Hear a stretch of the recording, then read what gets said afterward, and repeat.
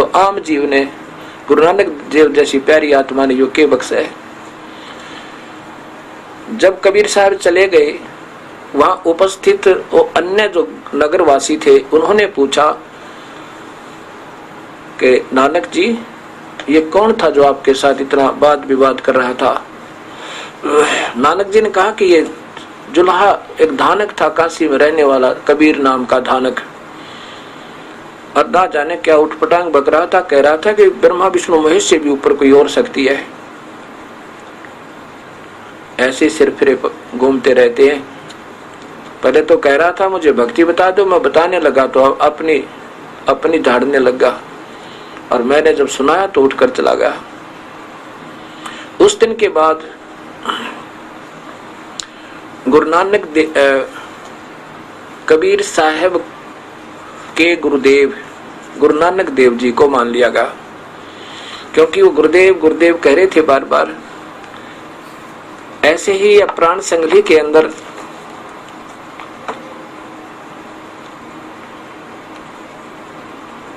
गोष्ठी बाबा नानक ते कबीर जी की प्राण संगली के अंदर प्रमाण है इसका।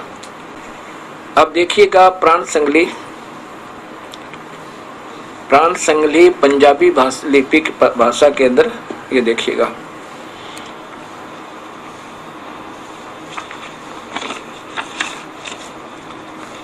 ये प्राण संगली ये पंजाबी लिपि में लिखी हुई है, पंजाबी भाषा भी और पंजाबी लिपि में, और भाषा भिन्न भिन्न होती है इसमें। ये देखिएगा कहां से प्रकाशित है। प्राण संगली और संपादक है इनके जगजीत सिंह खानपुरी, और ये देखिए इनका कहां से है। ये डॉक्टर ऊपर देखिएगा, डॉक्टर संपादक है डॉक्टर जगदीश सिंह खानपुरी, और ये कहां से प्रकाशित है? यह है publication bureau, Punjabi university Patiala. और इसमें लेखक ने ये लिखा कि ऐसी वैसी नहीं है, ये प्रमाणित है। और कहां से हमने प्राप्त किया ये देखियो। संपादन की तकनीक, इस पुस्तक दे संपादन लई पंजाब यूनिवर्सिटी दी हथ लिखत नंबर 765 नो आधार बना के उस विच प्राप्त सामग्री नो सेंट्रल पब्लिक लाइब्रेरी पटियाला, भाषा विभाग पटियाला, गुरु नानक देव यूनिवर्सिटी विच पईया हथ लिखता नाल मिलान करके पहले 30 अध्याय तैयार किए गए हैं।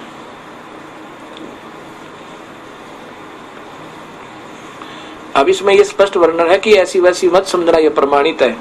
और इसमें गोष्ठी बाबा नानक देव और कबीर साहब की, ये देखिए 399 पृष्ठ पे, पृष्ठ नंबर 399 पे ये गोष्ठी बाबा नानक और कबीर जी की।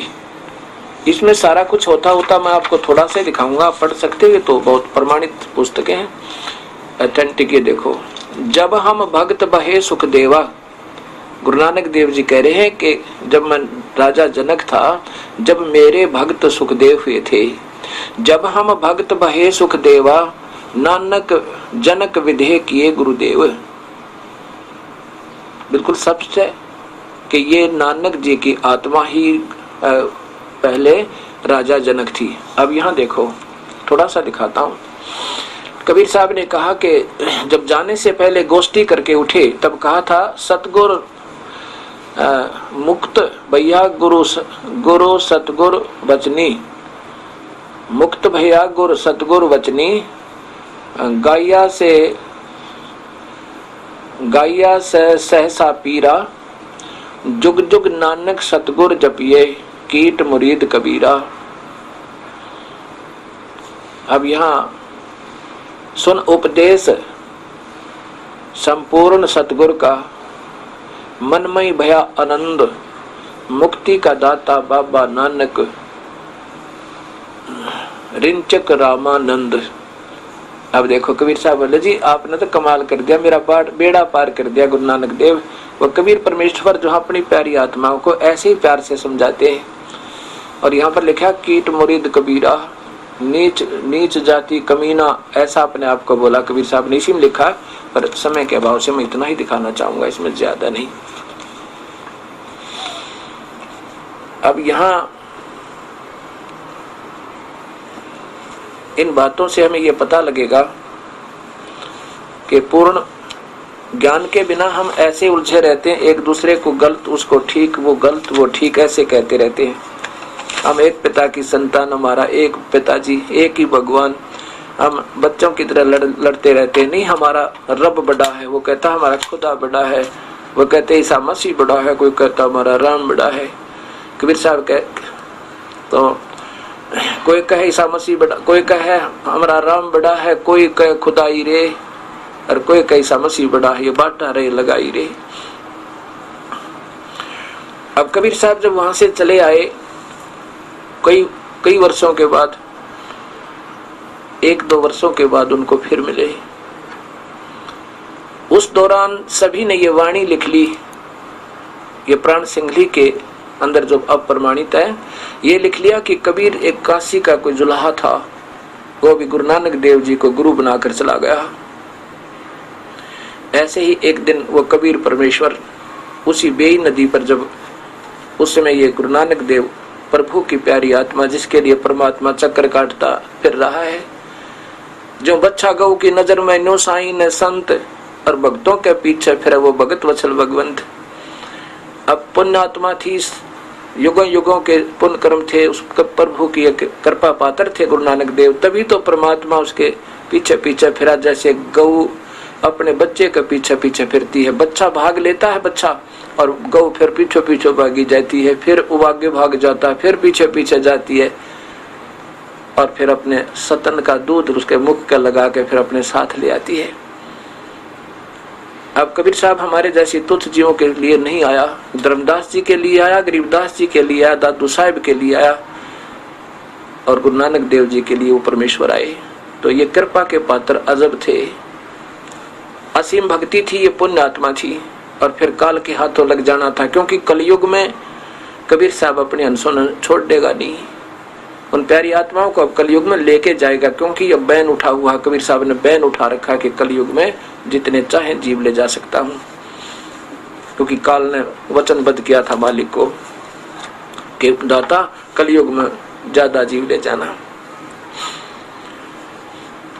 1-2 वर्ष के बाद, 2-3 वर्ष के बाद ये कबीर परमेश्वर वहीं जाकर के एक वैसी जिंदा रूप में वहां प्रकट हो जाते हैं। गुरु नानक देव जी सुबह सुबह बेई नदी के ऊपर स्नान करने के लिए गए हुए थे, और कबीर साहब उस समय केवल गुरु नानक देव जी को नजर आ रहे हैं, अन्य को नहीं दिख रहे। और फिर वार्ता होती है, तब कबीर साहब ने बताया कि ये प्यारी आत्मा नानक, तुम मेरे बच्चे हो, ये काल ने तुम्हें उलझा रखा है, काफी कुछ बताया। लेकिन गुरु नानक देव जी ने कहा कि अगर मुझे तुम इस बेई नदी में ढूंढ दोगे तो मैं तुझे तेरी सारी बात सुनने को तैयार हूं, अन्यथा नहीं। उस समय गुरु नानक देव जी स्नान की तैयारी कर रहे थे जब कबीर साहब आकर उनको मिले, और एक सेवक जो है कपड़े लिए बैठा था, और संत और भक्त नहाने वाले, स्नान करने वाले अन्य नगर निवासी देख रहे थे कि आज ये गुरु नानक देव जी किससे बात कर रहे हैं। तो दूसरे कहते हैं ये संत आत्मा है, अपने आप ऐसे बोलते रहते हैं, ये तो बहुत भक्त आत्मा है, ऐसे ही बोलते रहा करते हैं अपने आप, ये तो बातें किया करते हैं। ऐसे करते करते नदी में छलांग लगा दी गुरु नानक देव जी ने, और नीचे जाके मछली का रूप बना लिया। कबीर साहब ने उस गुरु नानक देव जी को वहां से उस मछली को पकड़ा, और अप स्ट्रीम में जिधर से पानी बहकर आ रहा था उस साइड में 3 किलोमीटर दूर ले गए, और वहां जाकर के बाहर पटड़ी पर गुरु नानक देव बनाकर बैठा दिए।